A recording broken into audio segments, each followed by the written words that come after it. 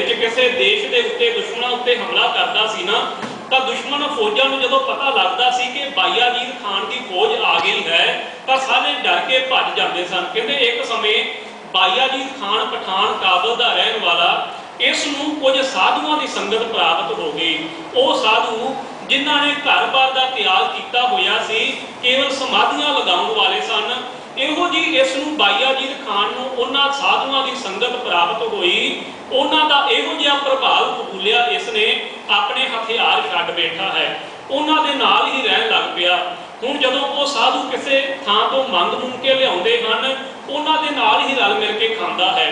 ਕਹਿੰਦੇ ਹਨ ਇੱਕ ਵਾਰ ਦੀ ਗੱਲ ਹੈ ਕਿ ਕੁਝ ਡਾਕੂ ਜਿਹੜੇ ਸਨ, ਕੁਝ ਚੋਰ ਜਿਹੜੇ ਸਨ, ਉਹਨਾਂ ਨੇ ਇਹਨਾਂ ਸਾਧੂਆਂ ਦੇ ਜਿਹੜਾ ਦਲ ਸੀ ਇਹਦੇ ਉੱਤੇ ਹਮਲਾ ਕਰ ਦਿੱਤਾ, ਕਿਉਂਕਿ ਉਹਨਾਂ ਨੂੰ ਪਤਾ ਲੱਗਾ ਕਿ ਇਹਨਾਂ ਸਾਧੂਆਂ ਦੇ ਕੋਲ ਬਹੁਤ ਜ਼ਿਆਦਾ ਸੋਨਾ ਚਾਂਦੀ ਹੀਰੇ ਜਵਾਹਰਾਤ ਹਨ। ਜਦੋਂ ਇਹ ਮੰਗ ਕੇ ਲੈ ਕੇ ਆਉਂਦੇ ਹਨ, ਉਹਨਾਂ ਨੇ ਲੁੱਟ ਕੇ ਚਲੇ ਗਏ ਹਨ।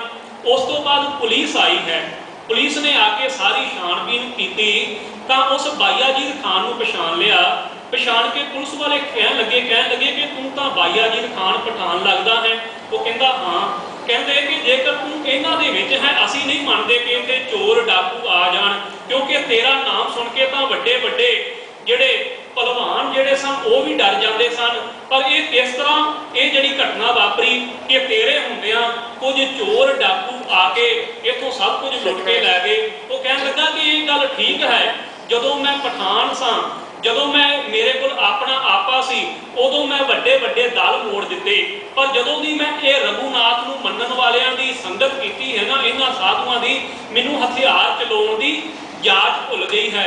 ਉਹ ਕਹਿੰਦਾ ਕਿ ਮੈਨੂੰ ਉਦੋਂ ਦੀ ਹਥਿਆਰ ਚਲਾਉਣ ਦੀ ਜਾਚ ਭੁੱਲ ਗਈ ਹੈ। ਕਹਿਣ ਤੋਂ ਭਾਵ ਕਿ ਸੰਗਤ ਦਾ ਪ੍ਰਭਾਵ ਜਿਹੜਾ ਇਹੋ ਜਿਹਾ ਹੈ, ਸੰਗਤ ਮਨੁੱਖ ਨੂੰ ਥੱਲੇ ਵੀ ਡੇਗ ਦਿੰਦੀ ਹੈ। ਦੂਜੇ ਬੰਨੇ ਜਦੋਂ ਅਸੀਂ ਬਾਬਾ ਬੰਦਾ ਸਿੰਘ ਜੀ ਬਹਾਦਰ ਉਹਨਾਂ ਦਾ ਇਤਿਹਾਸ ਪੜ੍ਹਦੇ ਹਾਂ, ਪਹਿਲਾ ਨਾਮ ਹੈ ਮਾਧੋ ਦਾਸ ਬੈਰਾਗੀ ਜਾਂ ਲక్ష్మణ ਦਾਸ। ਇੱਕ ਸਮਾਂ ਉਹ ਸੀ ਜਦੋਂ ਉਹਨਾਂ ਨੇ ਸ਼ਿਕਾਰ ਖੇਡਿਆ, ਉਹਨਾਂ ਦੀਆਂ ਅੱਖਾਂ ਦੇ ਸਾਹਮਣੇ ਹੀ ਇੱਕ ਹਿਰਨੀ ਜਿਹੜੀ ਹੈ ਤੜਪ ਕੇ ਮਰ ਗਈ। ਉਹਨਾਂ ਨੇ ਹਥਿਆਰ ਜਿਹੜੇ ਥੱਲੇ ਸੁੱਟ ਦਿੱਤੇ। ਪਰ ਇੱਕ ਸਮਾਂ ਉਹ ਆਇਆ ਜਦੋਂ ਉਹਨਾਂ ਨੂੰ ਗੁਰੂ ਗੋਬਿੰਦ ਸਿੰਘ ਮਹਾਰਾਜ ਜੀ ਦੀ ਸੰਗਤ ਪ੍ਰਾਪਤ ਹੋਈ।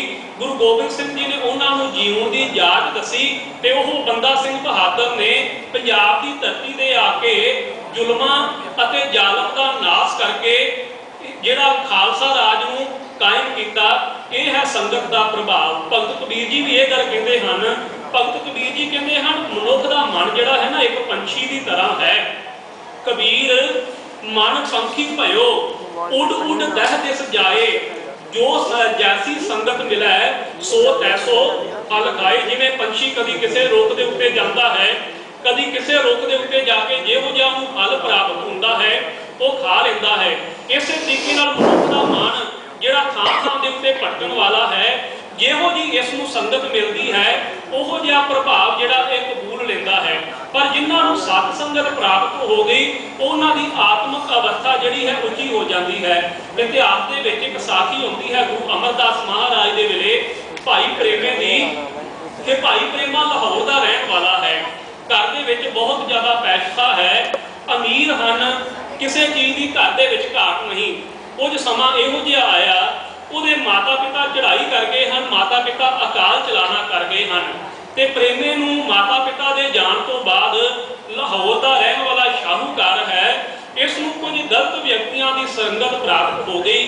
ਗਲਤ ਵਿਅਕਤੀਆਂ ਦੀ ਸੰਗਤ ਪ੍ਰਾਪਤ ਕਰਕੇ ਨਸ਼ਾ ਕਰਨਾ ਸ਼ੁਰੂ ਕਰ ਦਿੱਤਾ ਹੈ। ਨਸ਼ਾ ਕਰਨਾ ਸ਼ੁਰੂ ਕੀਤਾ, ਹੋਰ ਵੀ ਕੁਝ ਮਾੜੀਆਂ ਅਲਾਮਤਾਂ ਆ ਗਈਆਂ ਹਨ। ਇਹੋ ਜਿਹੀਆਂ ਅਲਾਮਤਾਂ ਆਈਆਂ ਕਿ ਜਿਤਨਾ ਧਨ ਦੌਲਤ ਸੀ ਸਾਰਾ ਕੁਝ ਗਲਤ ਸੰਗਤ ਦੇ ਉੱਤੋਂ ਹੀ ਜਿਹੜਾ ਹੈ ਬਰਬਾਦ ਕਰ ਦਿੱਤਾ। ਸਰੀਰ ਨੂੰ ਕੋੜ ਦਾ ਰੋਗ ਹੋ ਗਿਆ ਹੈ।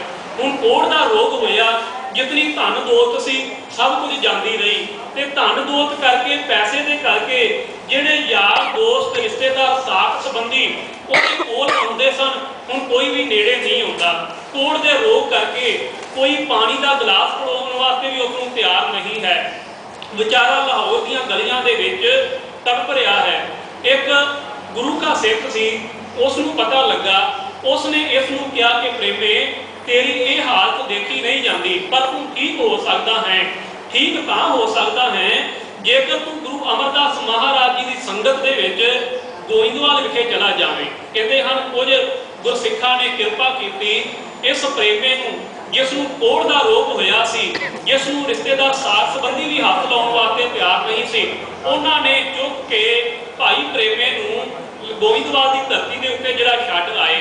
गुरु अमरदास महाराज नूं पता लगा ते गुरु अमरदास गुरु नानक दा घर इहो जिहा है कि कोई भी भुलिया भटकिया जिसने कितनियां भी गलतियां कीतियां होण, जिहदा जीवन पहला मनूर लोहे की तरह होवे। मनूर लोहा वो हुंदा है, एक लोहा जिहड़ा असीं वरतों दे विच लिआउंदे हां, एक लोहा वो हुंदा है जिहड़ा पुराना हुंदा है, असीं कुवाड़ियां दे कोल वेच दिंदे हां। एक लोहा वो हुंदा है जिहड़ा किते पानी दे विच पिया रहे, मींह दे विच पिया रहे, खराब हो जाए, उसनूं कुवाड़ीए भी नहीं लेंदे, कोई लेंदा नहीं, उसनूं मनूर लोहा कहंदे हन। ते गुरबाणी दे विच इह गल कही है कि जिहड़ा मन मनूर लोहे वर्गा होवे वो भी किते गुरु दे कोल आ जावे ते गुरु उसनूं अपने नाल ला के सोने वर्गा बना दिंदा है। भया मनूर कंचन फिर होवे जे गुर मिले कनेहा, जे उन्हें गुरु मिल जाए तो मनूर लोहा जिहदी कोई कीमत नहीं है। जिहड़ा मनुख फटकारिया गया है संसार दे विचों वो गुरु की संगत दे विच आ जाए, गुरु की संगत उस मनुख नूं नहीं तो तां चुक दिंदी है। इतिहास सामने है भाई विधि चंद जी वर्गे या होर अनेक मनुख संगत के विच आए, उन्हां दा जीवन जिहड़ा है अथाह उच्चा हो गया है।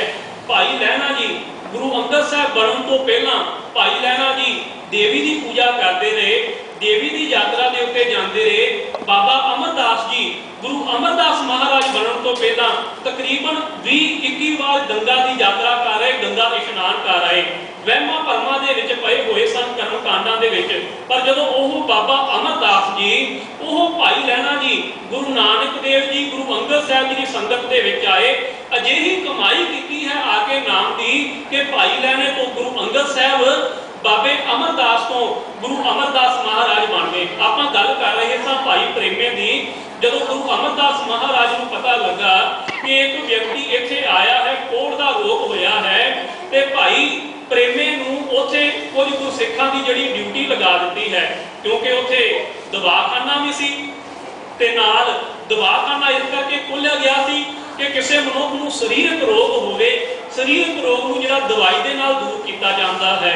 क्योंकि साडे शरीर के दो पक्ष हैं, एक है आत्मक पक्ष, एक है सरीरक पक्ष। आत्मक पक्ष नूं उच्चियां करन वास्ते नाम रूपी दारू है।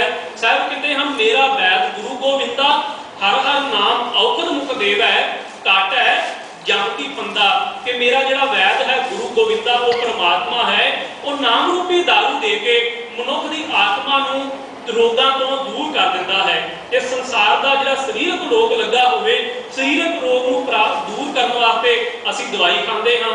गुरसिखां की ड्यूटी लगा दी कि भाई इहदी सेवा संभाल करनी है। उन्हां गुरसिखां ने भाई प्रेमे की सेवा संभाल की, समय सिर उसनूं दवाई दी। दवाई खाण तो बाद वो कुछ सरीरक तौर के उत्ते ठीक होया, चलण फिरन की, रोटी खाण की, अपने आप को संभालण की उहदे विच ताकत आई, तो रोजाना उठ के इशनान पानी करके सत संगत दे विच जाना शुरू कर दिता। हुण जिथे शरीर तंदुरुस्त होया है उहदे नाल आत्मा भी तंदुरुस्त होण लगी, अजिहा ठीक होना शुरू होया, अजिही नाम की कमाई की कि एक दिन गुरु का ही होके रह गया, हुण तंदुरुस्त हो गया है, उथे सेवा करन लगा है। गुरु अमरदास महाराज जी के नाल संगतां दे नाल इहो जिहा प्यार बनिया कि एक दिन दरबार लगा होया है। दरबार दे विच गुरु अमरदास महाराज सत संगत नूं संबोधन करके कहन लगे कि भाई कोई है गुरसिख जिहड़ा भाई प्रेमे नूं अपनी लड़की का रिश्ता देवे, क्योंकि असीं चाहुंदे हां कि प्रेमे का घर जिहड़ा है वसा दिता जावे। एक गुरसिख उठिया, उसने कहा कि गुरु साहब जी आप जी का हुक्म होवे कि मैं अपनी लड़की का रिश्ता भाई प्रेमे के नाल करना चाहता हाँ। गुरु साहब जी खुश होए, सारियां संगतां खुश होईयां। जदों वो गुरसिख अपने घर गया, घर वाली लड़न लग पई, कहन लगी तुसीं इह की कर आए हो, तुसीं उस व्यक्ति के नाल अपनी बेटी का रिश्ता कर रहे हो जिहदे बारे कुछ पता नहीं है, जिन्हों आप जानते नहीं हाँ। कहते हैं अगले दिन गुरु अमरदास महाराज के कोल गई, कह लगी कि गुरु साहब जी तुसीं इह की कर दिता, तुसीं किस व्यक्ति के नाल मेरी बेटी का रिश्ता कर दिता है जिहदा कोई अग्गा नहीं है पिछा नहीं है। गुरु अमरदास महाराज ने जदों ये गल सुनी तो कह लगे कि बेटा जी ਕਿ ਭਾਈ ਪ੍ਰੇਮਾ ਜਿਸ ਦਿਨ ਤੋਂ ਸਾਡੇ ਕੋਲ ਆਇਆ ਸੀ ਨਾ, ਗੁਰੂ ਨਾਨਕ ਦੇ ਘਰ ਦੇ ਵਿੱਚ ਆਇਆ ਸੀ, ਅਸੀਂ ਇਸ ਨੂੰ ਆਪਣਾ ਪੁੱਤਰ ਹੀ ਬਣਾ ਲਿਆ।